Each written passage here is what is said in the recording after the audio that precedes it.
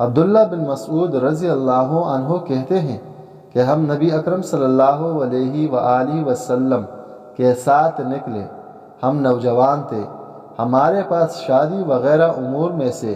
کسی چیز کی مقدرت نہ تھی، تو آپ نے فرمایا،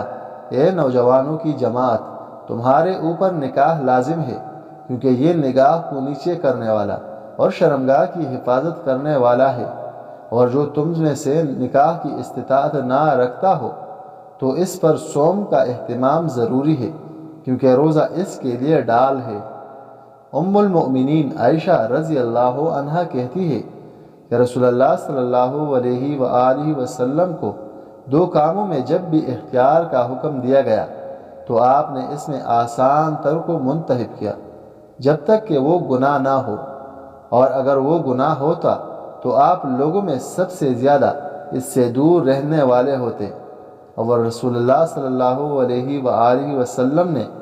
اپنی خاطر کبھی انتقام نہیں لیا، اس صورت کے علاوہ کہ اللہ تعالیٰ کی حرمت کو پامال کیا جاتا تو آپ اس صورت میں اللہ تعالیٰ کے لیے اس سے بدلہ لیتے۔ حضور اکرم صلی اللہ علیہ وآلہ وسلم نے فرمایا،